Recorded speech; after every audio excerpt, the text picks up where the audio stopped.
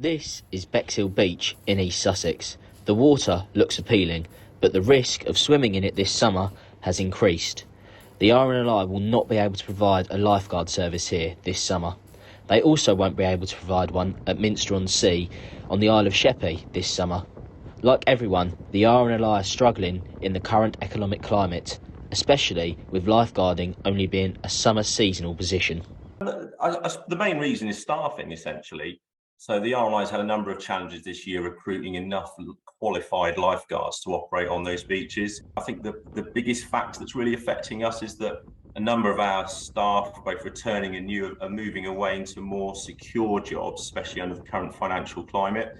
So they're focused not necessarily on high hourly rates or better paid jobs, but their focus is on long-term security, so all year round work that means that they can continue to afford and pay rent and pay their bills. And unfortunately, although I see, working on the beach is probably one of the best jobs in the world, the reality is in the winter months, it doesn't offer that because ultimately it is only a summer season service.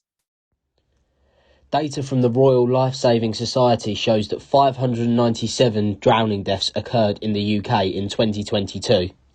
226 of these were classed as accidental fatalities, and recreational activities accounted for 58% of the accidental fatalities.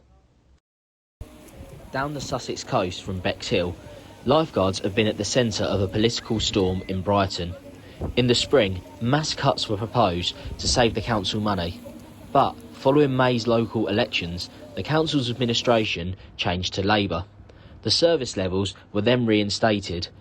This cost the council around £100,000 for the service this summer. But by starting late, how is their recruiting going? I think we should have been doing this in February. You're dead right. We should have started recruiting in February for the jobs.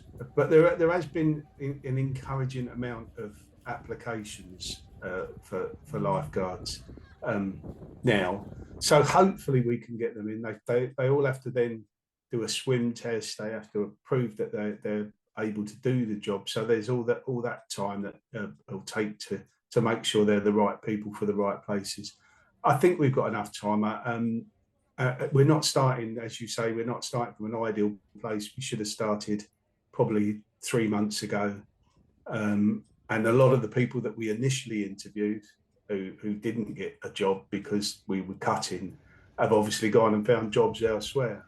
But I'm encouraged that we're told that there's been a good few applicants and that it all looks promising. So hopefully we're not where we ideally would have liked to have been, but we are where we are, and hopefully we can still do our very best with what we've got.